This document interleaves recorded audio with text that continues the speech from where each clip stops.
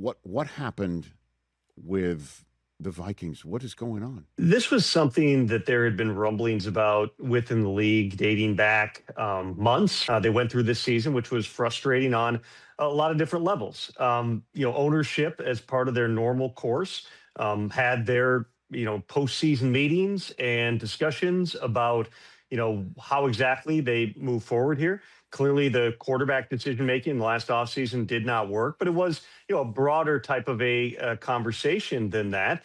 They ultimately decided that this was not going to work in the aggregate moving forward.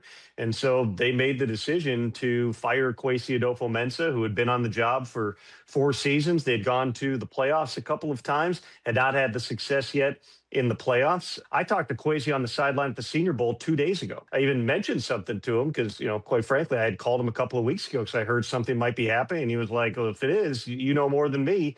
In the end, they decided to make the move. It occurred today. No other personnel changes in the organization at this time. Rob Brzezinski, he is now going to run all their operations through the NFL draft. I would anticipate that he will lean on the scouts and the coaches. Rob's background is in salary cap and operations. He'll lean on those football people within the building, and then they intend to run a general manager search after the draft. It's tough to think anything but, Tom, that what's changed between the end of the season and now is the fact that Sam Darnold made the Super Bowl. Outcome-based analysis is always dangerous. There's no way to know. They had a lot invested in J.J. McCarthy.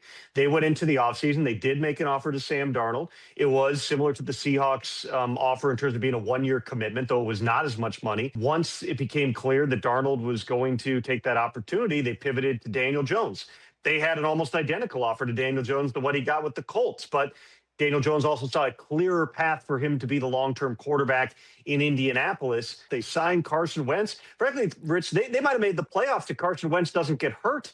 If he's not playing those last couple of games, in absolute agony, you get one more win. That's how far out. They missed the playoffs by a half a game. Maybe these things are a little bit different. I would say it's an oversimplification to say, Sam Darnold just killed a guy today, but certainly his success coupled with J.J. McCarthy just not being able to be on track, and part of the broader, the strategies that they've employed here, it just got to that point. There's no kind of untoward stuff here, Rich. There's not, some secret story of why this happened right now.